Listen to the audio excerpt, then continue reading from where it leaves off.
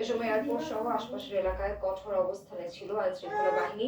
শনিবার দুপুর 2টায় সংসদ ভবনের দক্ষিণ প্লাজায় জানাজা হবে হাদির। জানাজায় অংশগ্রহণে আগ্রহীদের কোনো প্রকার ব্যাগ বা ভারী বস্তু বহন না করার জন্য বিশেষভাবে অনুরোধ জানানো হয়েছে।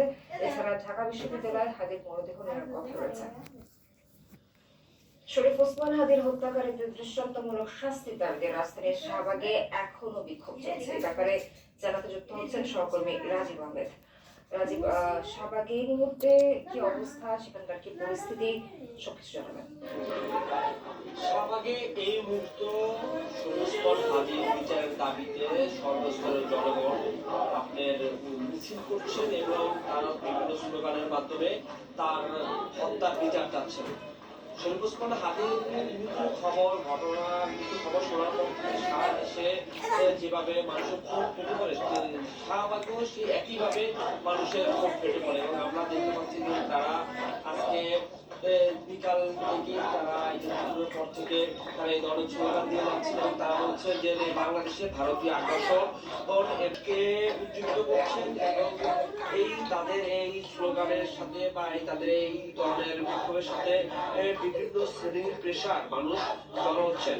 এখন রাত 12টা বাজে, আমরা এখনো দেখতেছি যে তারা বিভিন্ন ধরনের স্লোগান দিচ্ছেন এবং তাদের একটি কথা যে শরীফ ওসমান হাদি যে কথা বলে গেছিলেন যে বিচারের মাধ্যমে যে বাংলাদেশে একটি ইনসাফ রাষ্ট্র তৈরি করতে পারে, তারা সেই জন্য তারা এই ধরনের স্লোগান করছে এবং তারা বলছেন অতি সত্য ওসমান হাদির হত্যাকারীদেরকে বিচারের আওতায় এনে তার দ্রুত শাস্তি কার্যকর করার আহ্বান জানান এবং এই স্বাভাবিক তারা স্লোগান দিচ্ছেন এবং তারা অবস্থান করছে স্বাভাবিক।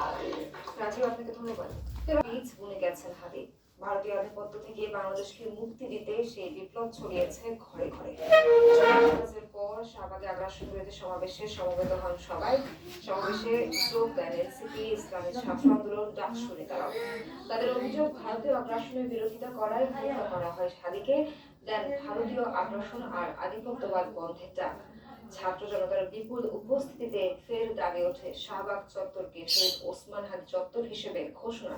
এ সময় সবার কণ্ঠে একটাই দাবি, হাদি হত্যার দৃষ্টান্তমূলক সাজা। আগুনের মতো জ্বলে ওঠা জনতা নামাজ আদায় করেন বিক্ষোভ স্থলে। জুমার নামাজের পর হয় ওসমান হাদির গায়বানা জানাজা।